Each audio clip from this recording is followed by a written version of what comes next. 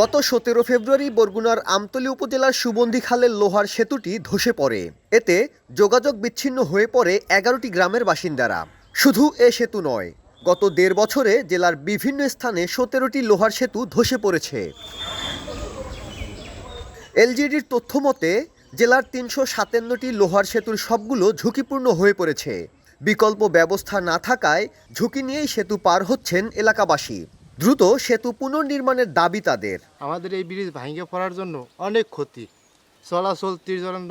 আবার আমাদের ছাত্র আছে, এই জায়গায় অনেক ছাত্র আছে, তারাও যাইতে পারে না স্কুলে। গ্রামে সব মানুষেরই কষ্ট, ওপারে মানে এপারে আইছে না, এপারে মানে ওপারে আইছে না। কানেক্টিং ব্রিজ যেগুলো আছে ম্যাক্সিমাম আয়রন ব্রিজগুলো সব নষ্ট হয়ে গেছে, কিন্তু আসলে মানুষের যোগাযোগের কোনো অল্টারনেটিভ রাস্তা নাই। কোনো রিক্সা ওঠে তাহলে মনে হয় 4 আঙ্গুল ডাববে যায়। খালের ভিতরে যতটা ব্রিজ আছে একটা মানুষের মতো না, সবই ঝুঁকিপূর্ণ। সেতু পুনর্নির্মাণের বিষয়ে গতানুগতিক আশ্বাস এলজিইডির। যেহেতু ব্রিজের সংখ্যা অনেক, ওভারনাইটই সমস্যার সমাধান করা যাবে না। আসলে বিভিন্ন লেভেল থেকে আমরা যেখানে সুযোগ পাই সেখানে ব্রিজগুলোর দাবি আমরা তুলছি আর কি বগুড়াবাসীর পক্ষে।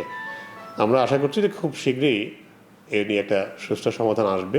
গত বছরের 22 জুন আমতলীতে একটি সেতু ধসে মাইক্রোবাস খালে পড়ে নারী ও শিশুসহ 9 জন নিহত হন। সাইফুল মিরাজ, সময় সংবাদ, বরগুনা।